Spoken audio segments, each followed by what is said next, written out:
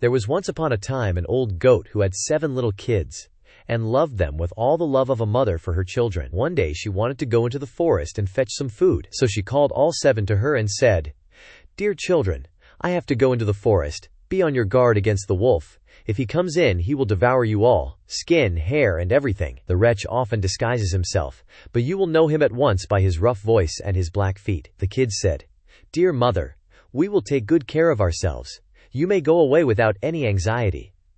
Then the old one bleated, and went on her way with an easy mind. It was not long before someone knocked at the house door and called, "Open the door, dear children. Your mother is here, and has brought something back with her for each of you."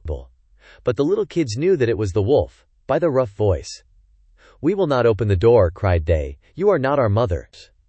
She has a soft, pleasant voice, but your voice is rough. You are the wolf." Then the wolf went away to a shopkeeper, and bought himself a great lump of chalk, ate this, and made his voice soft with it. Then he came back, knocked at the door of the house, and called, "Open the door, dear children. Your mother is here, and has brought something back with her for each of you." But the wolf had laid his black paws against the window, and the children saw them and cried, "We will not open the door. Our mother has not black feet like you. You are the wolf." Then the wolf ran to a baker and said, "I have hurt my feet. Rub some dough over them for me." And when the baker had rubbed his feet over, he ran to the miller and said, "Strew some white meal over my feet for me." The miller thought to himself, "The wolf wants to deceive someone," and refused.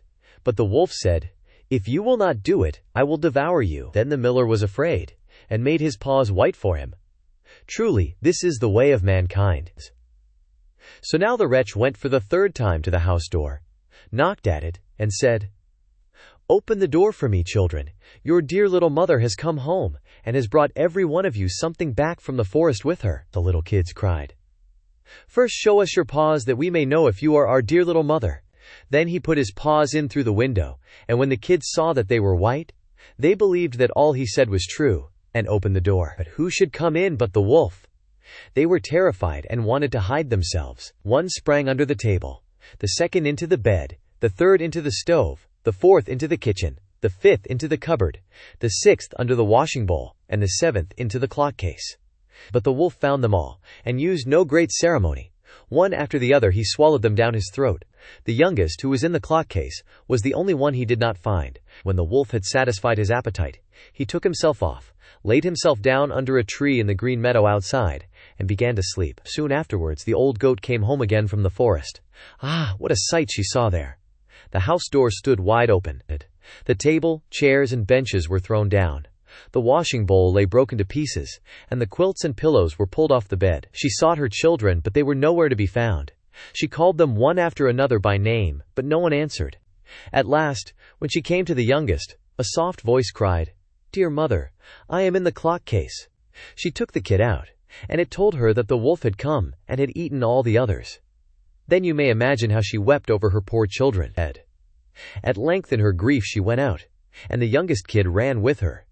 When they came to the meadow, there lay the wolf by the tree, and snored so loud that the branches shook. She looked at him on every side, and saw that something was moving and struggling in his gorged belly. "Ah, heavens," she said, "is it possible that my poor children, whom he has swallowed down for his supper, can be still alive?" Then the kid had to run home and fetch scissors, and a needle and thread, and the goat cut open the monster's stomach, and hardly had she made one cut, then one little kid thrust its head out, and when she had cut farther, all 6 sprang out one after another, and were all still alive, and had suffered no injury whatever, for in his greediness the monster had swallowed them down whole. What rejoicing there was! They embraced their dear mother, and jumped like a tailor at his wedding. The mother, however, said, "Now go and look for some big stones, and we will fill the wicked beast's stomach with them while he is still asleep." Then the 7 kids dragged the stones thither with all speed, and put as many of them into this stomach as they could get in. And the mother sewed him up again in the greatest haste, so that he was not aware of anything, and never once stirred. When the wolf at length had had his fill of sleep, he got on his legs, and as the stones in his stomach made him very thirsty, he wanted to go to a well to drink. But when he began to walk and to move about, the stones in his stomach knocked against each other and rattled. Then cried he, "What rumbles and tumbles against my poor bones?" I thought 'twas 6 kids, but it feels like big stones. And when he got to the well, and stooped over the water to drink, the heavy stones made him fall in, and he drowned miserably. When the 7 kids saw that, they came running to the spot and cried aloud, "The wolf is dead! The wolf is dead!" and danced for joy round about the well with their mother.